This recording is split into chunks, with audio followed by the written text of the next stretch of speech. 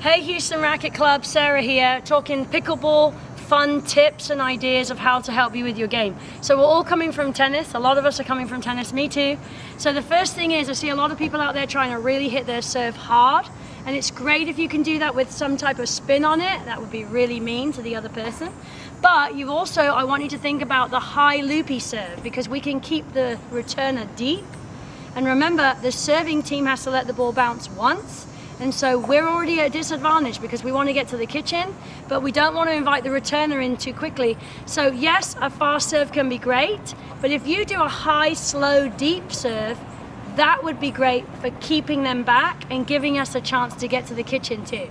Helpful tip number 2 is always follow your return to the kitchen, okay? I see a lot of people playing, they hit the return and they kind of hesitate, or they wait to see if it's good and then they remember to run in, okay? I want it to be like automatic. You're gonna hit the return and then momentum forward and then get to the kitchen as quickly as you can, because remember, when you're returning, you have an advantage over the serving team. We can get to the kitchen before them, and then we can dominate the net. Remember that as the serving team, we are gonna get the third shot.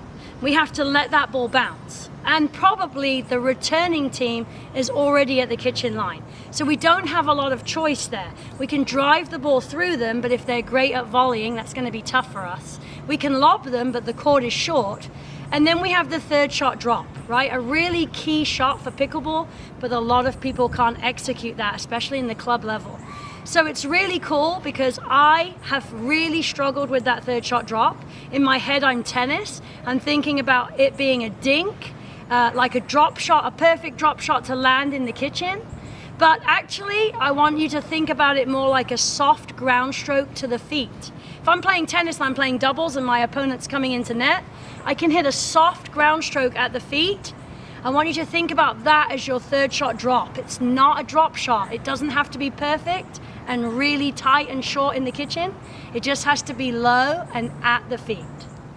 Okay guys, helpful tip number 3, we want to really use our body. Okay, remember, if we're coming from a tennis background, we're taught tons of footwork, lots of steps, momentum forward, but in pickleball we cannot have momentum, we cannot fall into the kitchen, we have to be low, and we have to be strong and stable. So we want a lower center of gravity, and we really want to get down here so we can control ourselves. We're stable, less movement, and almost just lightly dance the kitchen.